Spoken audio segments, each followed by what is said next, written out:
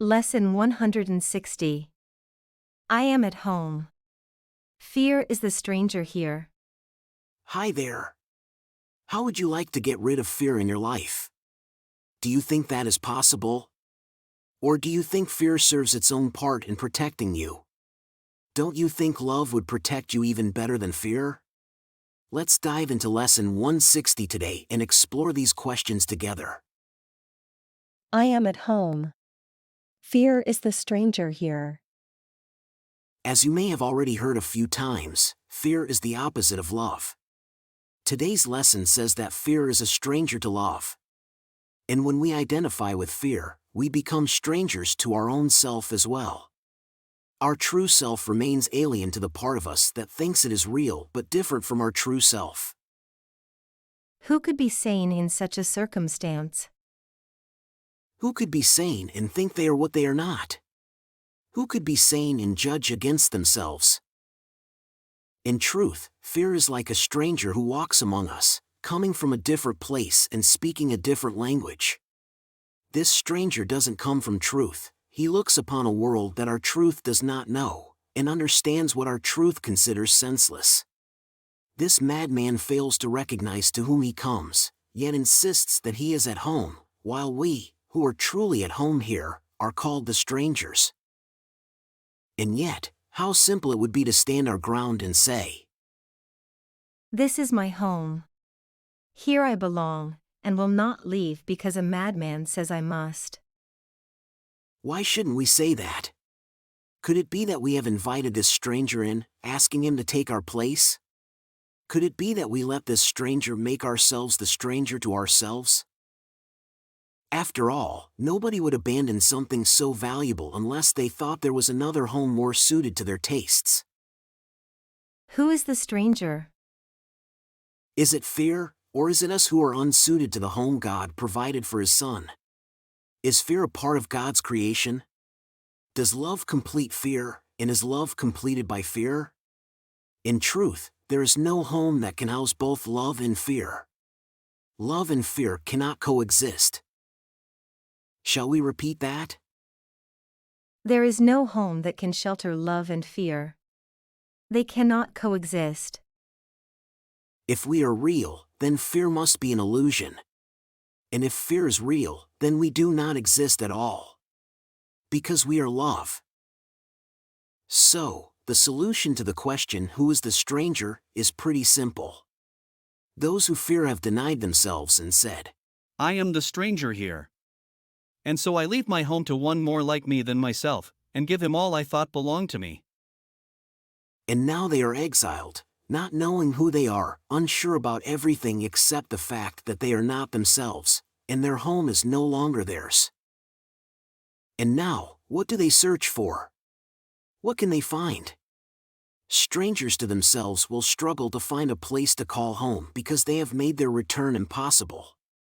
They have lost their way, and only a miracle can now reveal to them that they are not strangers in their own home. And the miracle will come because their true self has always remained in their home. Their true self did not invite any strangers in and did not adopt any strange ideas about himself. Their true self will call them back to himself, in recognition of what is rightfully his own. Who is the stranger? We can't recognize this stranger because we have given him our rightful place. But our true self is not confused and is sure of what belongs to him. No stranger can come between us and our true self. He does not know of strangers. He is certain of his Son. God's certainty is enough.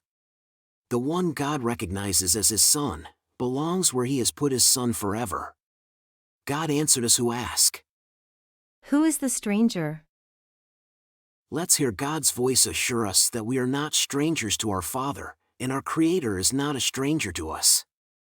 God has joined his Son, and we remain forever one, at home in him, no stranger to our true self. Today, we give thanks that Christ has come to search the world for what belongs to him. His vision sees no strangers but recognizes us as his own and happily unites with us. Some may see him as a stranger because they don't recognize themselves. But when they welcome him, they remember. And he leads them gently back home where they belong. Not one does Christ forget. Christ never forgets anyone. He doesn't fail to remind us of anyone so that our home can be as complete and perfect as it was meant to be. Christ has not forgotten us. But we won't remember him until we look at everyone and everything through his eyes. If we deny our brothers, we also deny him.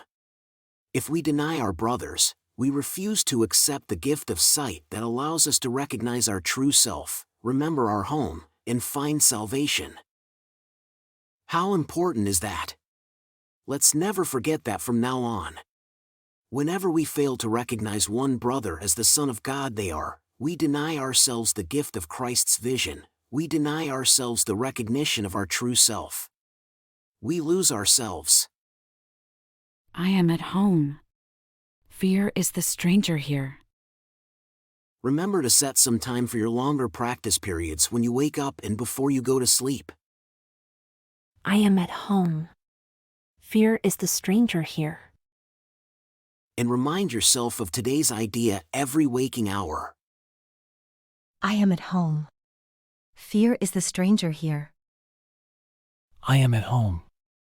Fear is the stranger here. I am at home. Fear is the stranger here.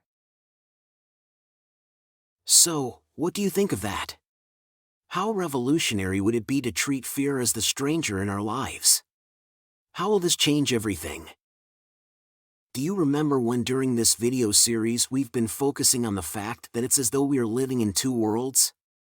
The world of the ego and the world the Holy Spirit reveals to us. The world we see with our physical eyes and the world we know in our hearts to be true.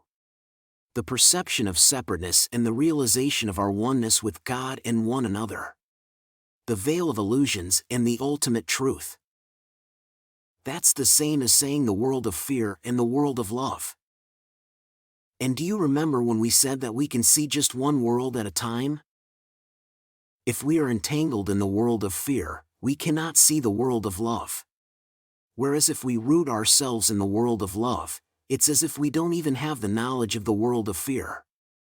In other words, if we align ourselves with our true reality of love, as today's lesson puts it, fear is the stranger in our consciousness. We may still hear our fear screaming for attention, but we don't have to buy into it, we don't have to believe it anymore. We don't have to identify with it. Let's keep our alignment with the love of who we are, without the need to do anything. God made us perfect, and our perfection extends naturally from us when we are aligned. You're doing great. Every day is a new opportunity to invite love and turn fear away, and you're already making great strides. See you tomorrow for another powerful lesson. Quick note before you go. Making these videos is a labor of love, but it's still financially challenging. If you've found value in what you've watched, please consider supporting with a donation. Even the humblest contribution means the world and ensures the continuation of these daily lessons. Thank you for your generosity.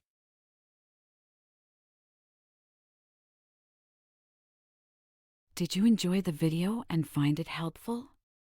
Please give it a like and leave a comment. And don't forget to subscribe and hit the notification bell. We have a new lesson every day. And if you've been with us for a while, please consider supporting the channel. There's a lot of love behind these videos. Check out the video description for more details.